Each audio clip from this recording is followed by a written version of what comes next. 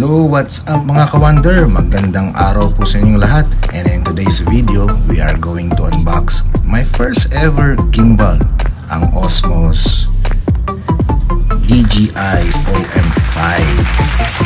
Yes po, actually nabili ko kahapon. And today unbox natin siya. Never pa akong nakagamit ng gimbal. So I'm excited to know kung gaano ka-effective ang stabilization nito when it comes to filming. But for now, i-unbox muna natin siya and let's see what's inside.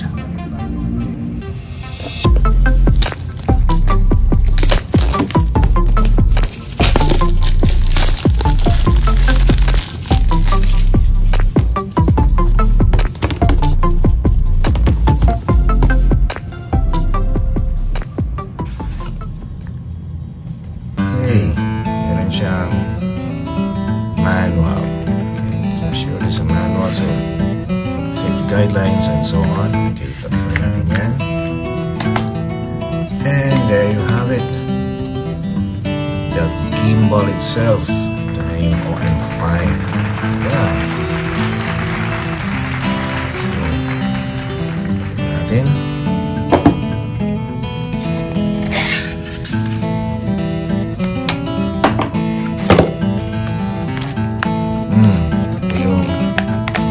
Clamp.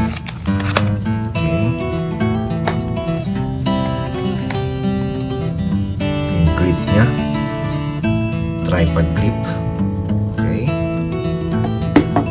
And ito yung cable for charging.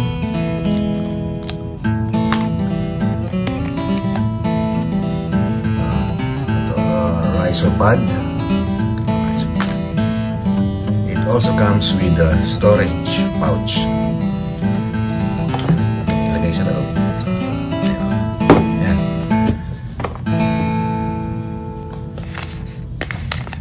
And last is the wrist strap. Okay.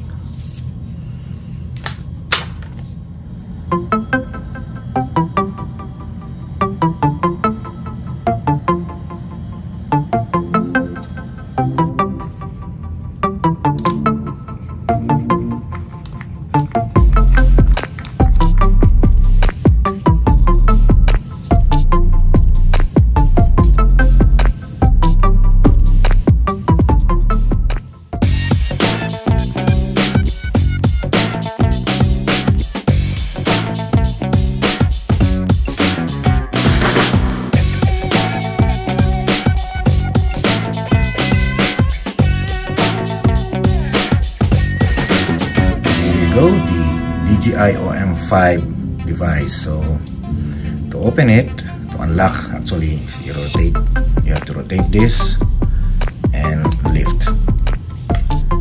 So that's how it looks. So magnetic siya compared sa this is OM3 version, so which is clamp siya. Ito clamp. And OM5 and OM4 I think is magnetic type of clamp. So ito yung model OM3 model, and the OM5 is much heavier and it's lighter. Okay, so the reason why I bought this also is replacement na rin sa aking traditional na grip tripod na walang stabilization. So most of the time pag kumukuha ako ng video, talagang hindi maiwasan ng shakiness kasi nga hindi siya stabilized. So it's about time to replace now with a gimbal. Kaya I decided to buy this one. At isa sa difference ng OM5 sa OM4 is itong extended rod. So maganda to pang selfie, ilagay siya mag-selfie. So na-extend siya up to I don't know how many millimeters, pero yan ang difference niya. So ganda, di ba? Na-extend siya, so pwede kayong kumuha ng malayo. likod. Yan ang difference niya sa OM4. So itong extended rod na tinatawag. Alright, this time try naman natin ikabit itong magnetic clamp sa ating mobile, sa ating cellphone. So I'm using iPhone 13 Pro Max. So ikabit natin. Oops, sorry. What? Yan. Okay, gandang grip niya. Okay, and then i-attach natin sa mismong gimbal.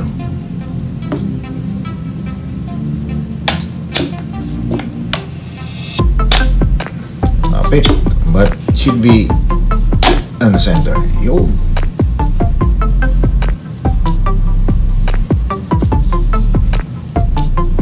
Ayan. So, kapit siya kasi magnetic eh. Ganda.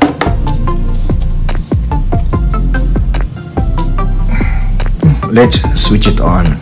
So, we'll press lang natin tong button na to. Yun.